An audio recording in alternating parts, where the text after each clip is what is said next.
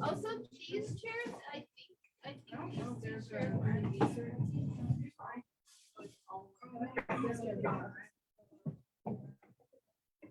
she might not be here. Oh, okay. Nobody comes. Her phone is here, so I'm assuming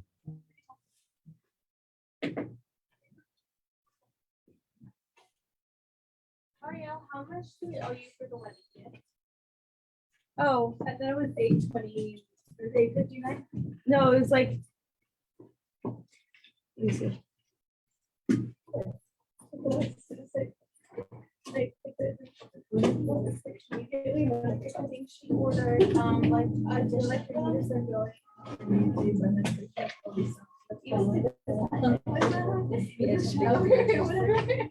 think it was like 598 something. Is there 598? Yeah. Shower. I feel like when we just had. It's like actual training. It just says C on it. It just says C on my ground.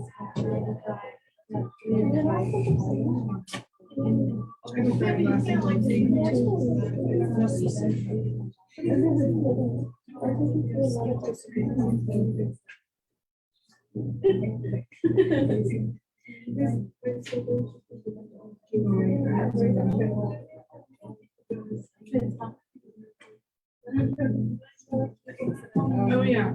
So I don't remember it. It was like from middle school. 523. Yeah, it's been crazy. No, the possibility that it's gonna happen. Maybe that's why I don't remember it. That's probably why. Like a little, but just a little bit before. Yeah. Could you send me? Yeah. Sure.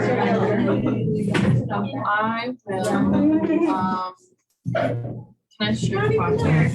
Yeah, this is from Shane.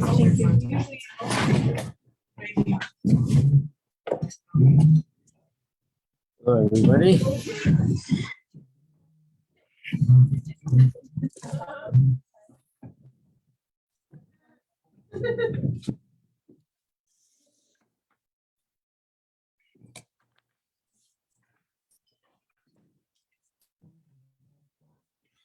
So we were on page 16. We actually didn't start it. And we said that we would be discussing page 16. What's page 16? In the Mishnah, it says you have to prepare yourself for the study of Torah because it's not an inheritance. Which basically means that an inheritance is something that you need no effort, no work, no preparation. If some great uncle lived to the age of 120 and left an inheritance of $100,000, it becomes yours without any effort on your end because you're the one to inherit. So don't think that Torah works that way automatically, but you have to make an effort to acquire Torah. That's what it's saying. So I mentioned yesterday there's a contradiction to this, and that is there's a pasuk, a verse in the Torah, and not only is this a verse in the Torah, but it's a verse which is very popular, something which we teach our children at the youngest of age.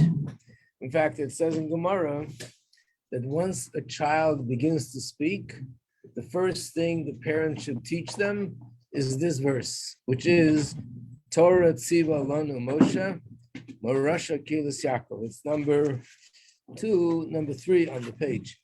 And it means the Torah that Moshe commanded us is something which is a heritage, which means it's something which we inherit from our ancestors.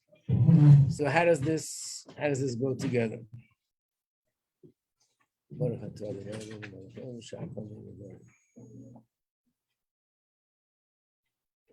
So the answer is that there's two parts to Torah. One part of Torah which is an inheritance, and there's another part of Torah which is not an inheritance. What is the difference? What does it mean?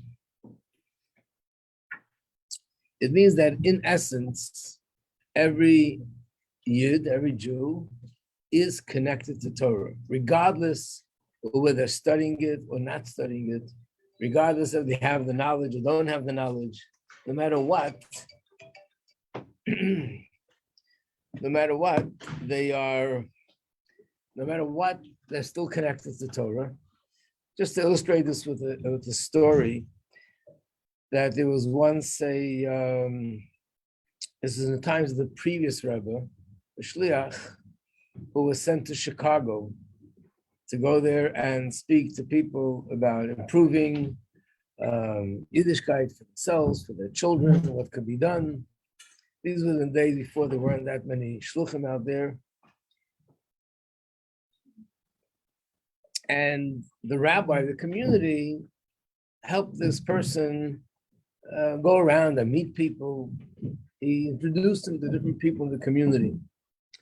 So one of the places where he went to, he introduced him. He said that this young man, he's like a magia. What's magia? It's a Hebrew word which really means like an editor, but it's used in this context. Years ago, in a small little village, there wasn't enough people living in the village to support a scribe. Like here in Crown Heights or in any other big city in America, Israel, England, Australia, if you have tefillin or mezuzah or a Torah scroll that needs to be corrected, you walk down the street, go into the store, and you say, could you help me out? But that's because there's so many people living here that it's enough to support them. But in a small village, there were not that many families.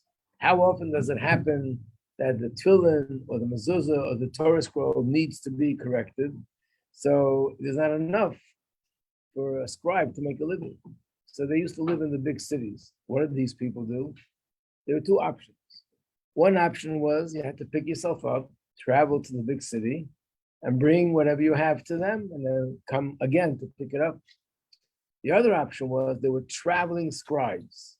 They would travel from one small little place to another small little place, all the small villages, and they would tell people, like, we're going to be here for Tuesday and Wednesday. We'll be in the shul, in the center of the town. Whoever has something to be fixed, repaired, bring it to shul, we'll do it, and you'll be able to take it back home. That was a great deal. But they didn't come around too often. They came around once in a few months. So he said to this member of the community that this young man is like these Magim.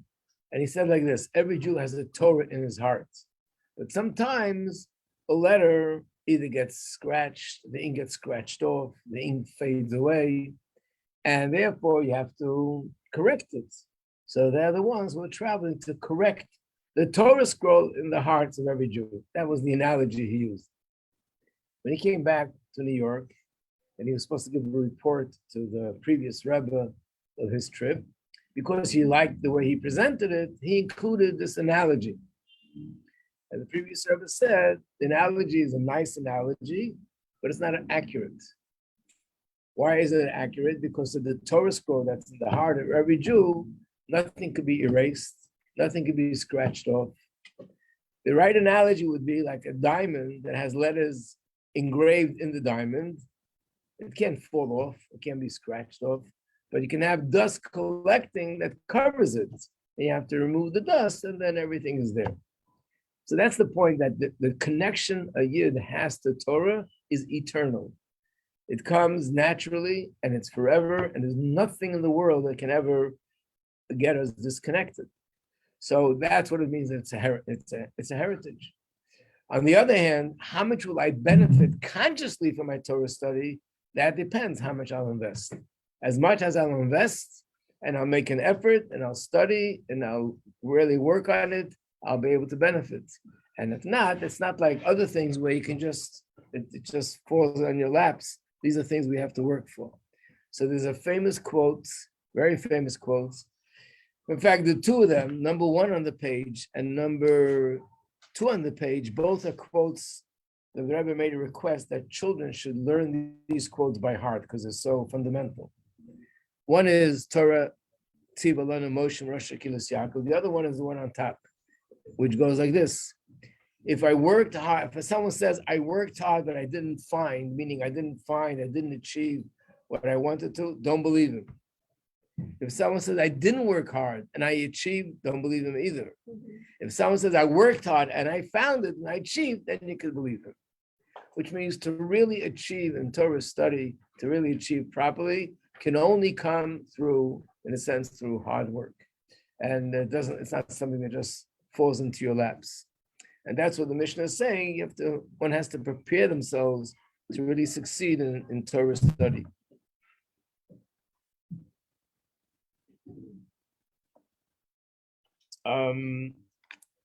Another few quotes that are related to this. Then we go to something which is easier, then we'll go to the other ones. Number 6, it says, you should labor in the study of Torah.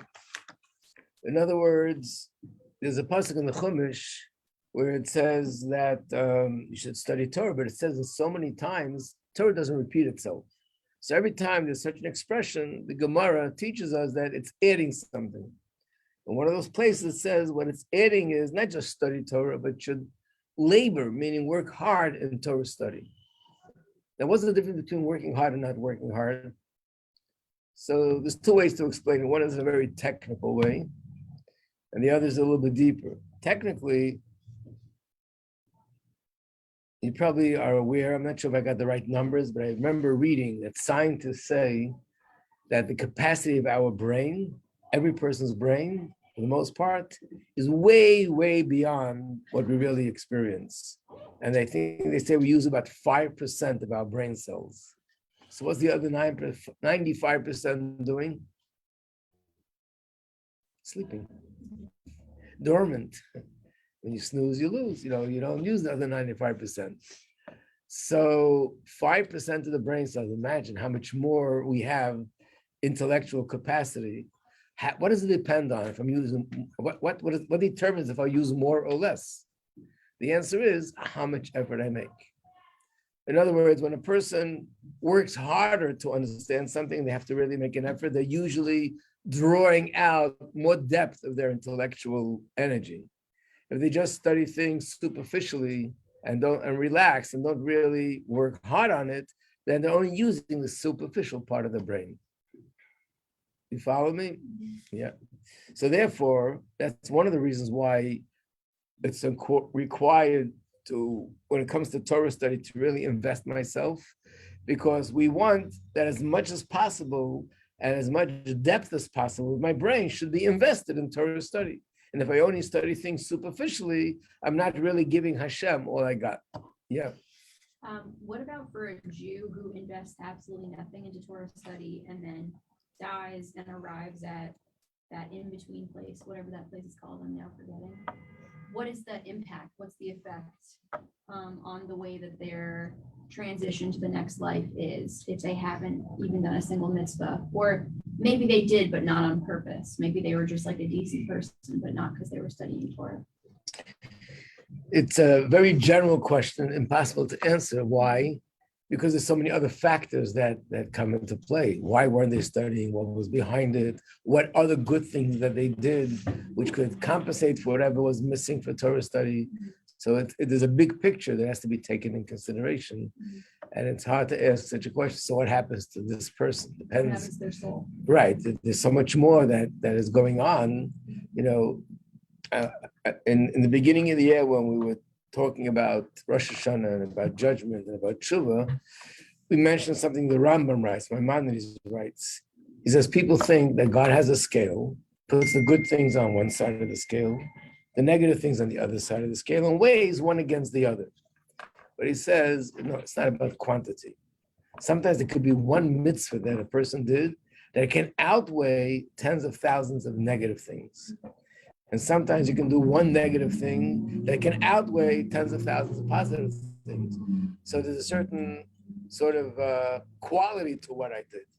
the only one that could know that and measure that probably is Hashem himself. He knows how difficult of a challenge it was. He knows everything about my background. He knows what he put into my soul, how much I'm expected to do, what not I'm expected. There's so much about what goes on when a person does something that only God himself knows this. In fact, no human being can make such judgment. So therefore, when you ask a question like that, there's so much more to know that goes into this judgment. So we wouldn't be able to answer that question.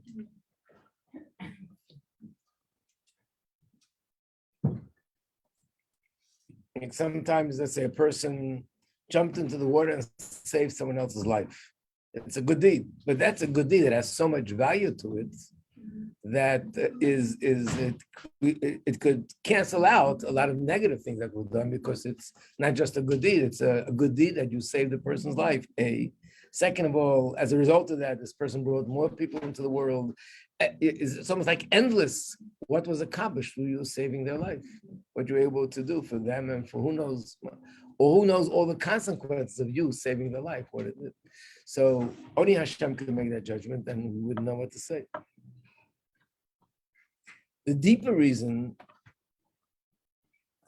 is that,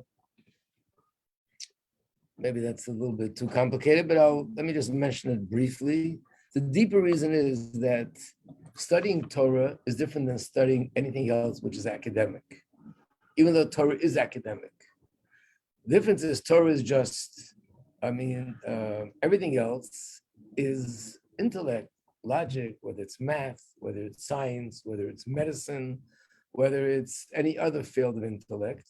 If you're smart, intelligent, you study, and you could absorb, and you have the information.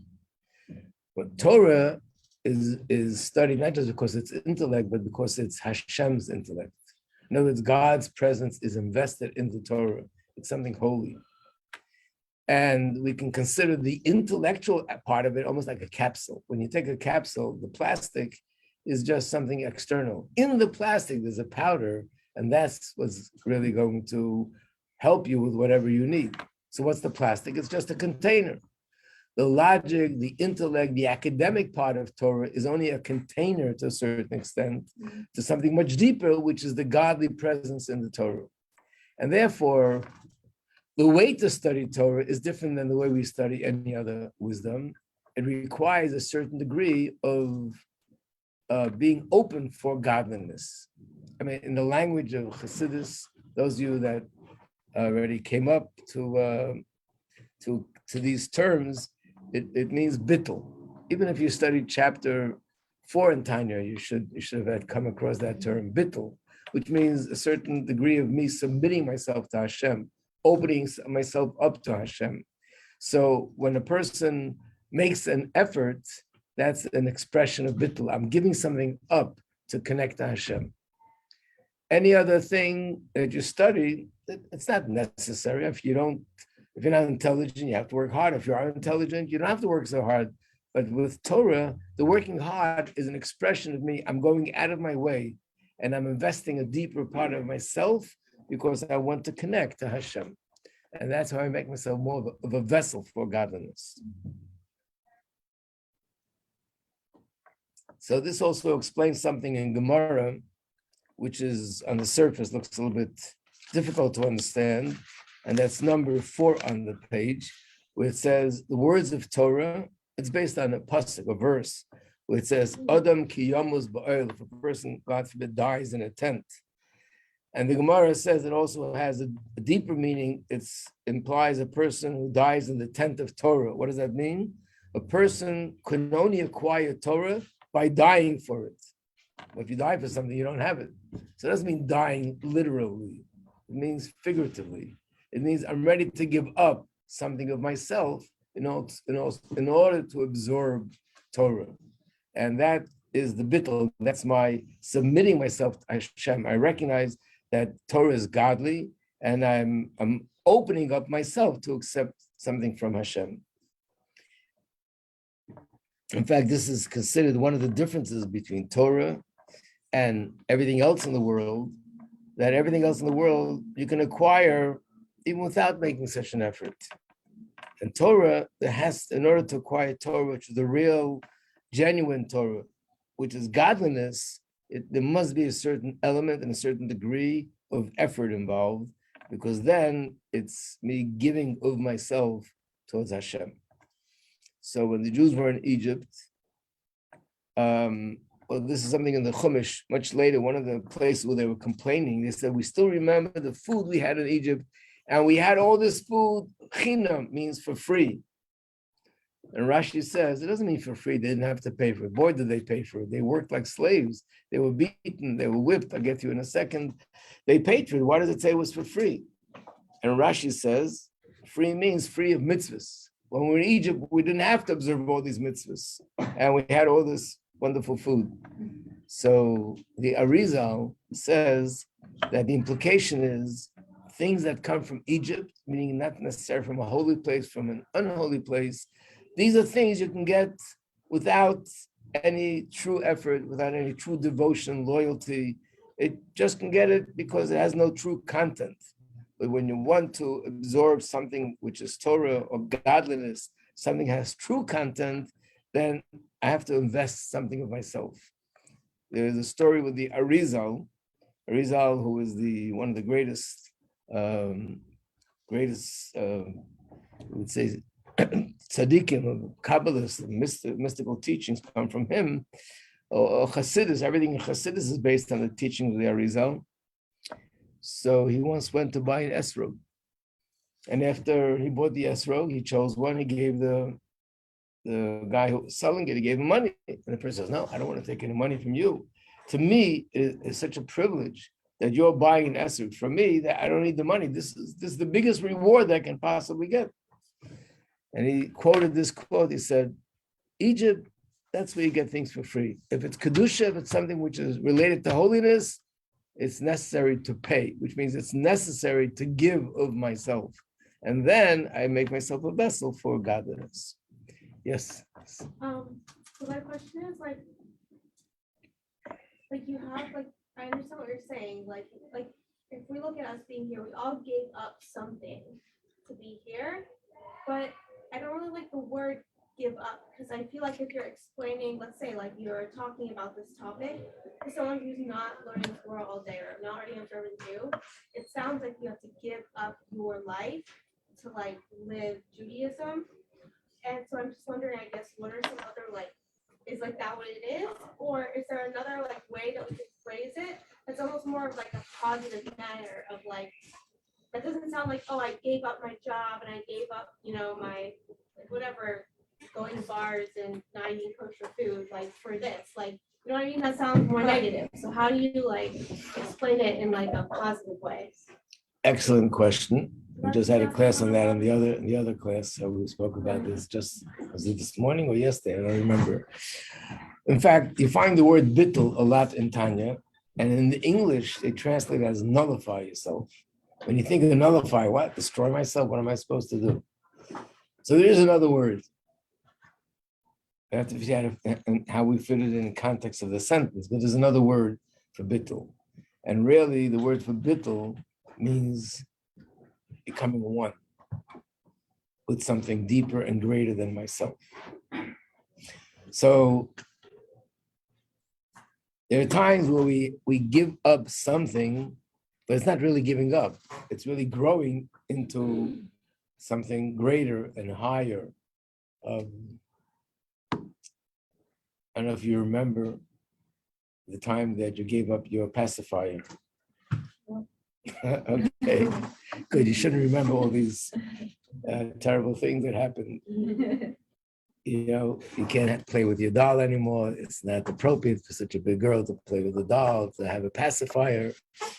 Are you really giving up or not? You're giving up your foolishness or childhood. You grew, Baruch Hashem, you're an adult. So what you're giving up is something, you're becoming part of something higher and greater. It's not really giving up.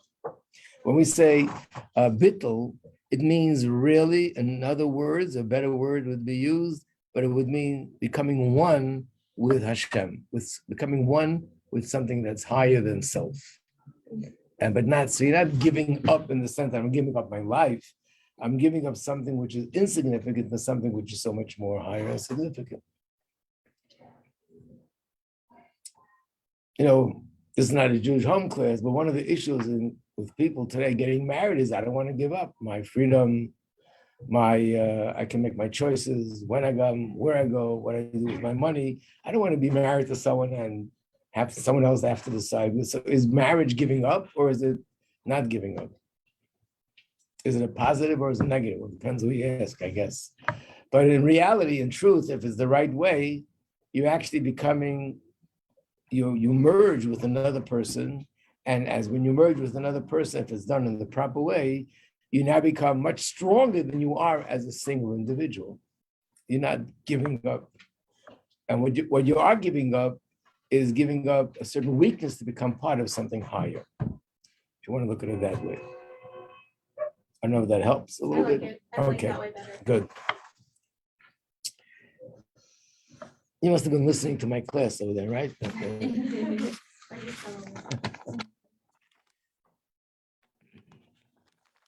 Okay. And now we can move on to page number 17, which is still a continuation of this Mishnah. In this Mishnah, it concludes with the words, all your actions should be for the sake of heaven. What does that mean? We might need a little bit more time, but let me just get off the ground with it. What it means is that many people think that serving Hashem is davening, studying Torah, and keeping Shabbos, Rosh Hashanah, Yom Kippur, having a Seder, eating matzah. It's all true. But serving Hashem is not limited to doing certain rituals, and that's serving Hashem. For us, serving Hashem is something which is all-encompassing. And that's what it means. All your actions could be and should be for the sake of heaven. Which means that in essence, everything that I'm doing and everything that I'm involved with is part of one general purpose, and that is in order to fulfill the purpose. Why are we here? I'm here to fulfill the purpose for which I was created. Hashem created me for a purpose, to fulfill a spiritual purpose. I know he didn't create me to eat spaghetti. That's not the purpose why he came down there. I eat spaghetti because that tastes good and I feel better. And if I feel better, I'm in a better frame of mind and then I can do better things. So it's a means to an end. Ultimately, everything we do is a means to an end. And what is that end? That end is really serving Hashem. And to a certain extent, it answers another question. Many times people talk about, they feel their life is sort of fragmented. I have this and I have that. I have this responsibility. I'm a mother and I'm a woman in the community and I have a job and I'm a wife. How do you put all this together? You feel like everything is splintered, like there's so many different things going on. And there are different things going on. But when you have the right perspective, in a way, they're all leading to one destination. And that brings it all together as one. There's an expression in Gemara, Rashi has it in Chumash, and you might have come across it if you did Chitas with Rashi this week. It's in this week's parsha. And that is, there's a verse that says, and the Jewish people, he camped opposite the mountain. Talking about Har Sinai, Mount Sinai. And Rashi asks, why does it say he camped? You're talking about the Jewish nation. It should have said they camped. So Rashi says, what? You remember seeing it? What does Rashi? Anyone remember the phrase Rashi uses? Right. Ki ish echad b'leiv echad. They were like one person with one heart, which means if you think of a person, it's not so simple. The person is fragmented. There's one hand that's on the right. There's another hand that's on the left. There's one leg that's on the right, another leg that's on the left. These are fingers, this is a heart, this is your eyes, this is a mouth, this is a nose, all the organs, they look different, they function differently. Does a person feel fragmented? A normal person doesn't feel fragmented because there might be different organs and different parts, but it's one identity. So when there's one identity, all the differences, they all come together for that one single identity. They're just different ways of everything coming together. And that was at the time that normally, and up until that time, there was division. People were divided amongst themselves. Once they came together and realized that we're all here as one and we have one purpose and one goal and one destination, and we all unite under that banner, then all the differences suddenly just blend together like a symphony. Yes, there are different sounds and different instruments, but it's all for, if they'd be all playing different songs, that would be terrible. But if they're playing one song and in harmony, then it's beautiful because all the differences blend together. So the same thing in life, we daven, we learn. I have my personal life, I have my business life, I have my life as a father, I have my life as a husband, I have my life as a teacher, but it's all one because everything together is leading up to fulfilling my purpose, which I was created. So therefore, we're saying that everything a person does, really, it's all connected to serve Hashem. And practically speaking, we have to give a few examples of what that means. If that was what your question was going to be. But there's a way of understanding and thinking of everything we do that they can actually enhance my serving Hashem. Like I said before, eating a good meal, having a comfortable home, going on a vacation to be more relaxed. Yes, it's just to be more relaxed. I'm not doing it because this is going to make me daven better. But in general, anything you do which is positive, all these things help me fulfill and enhance my ability to fulfill my purpose of serving Hashem in this world. That's what it means. All your actions could be and should be for the sake of heaven. But to be continued in Mir Hashem.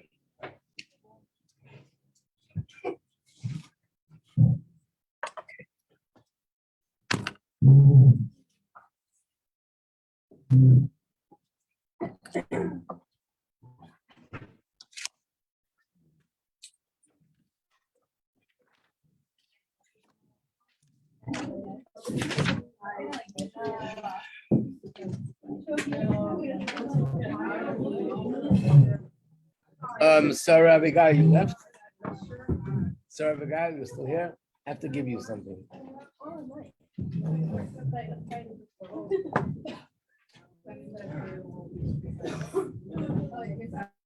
I saw that. I took a picture of it. What is that? I know, but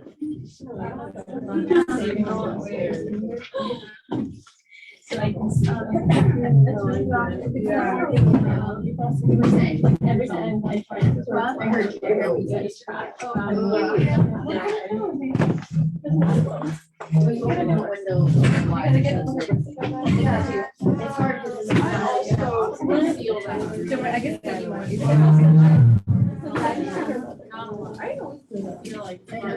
Yeah. No, I was reflecting, but it was like. It's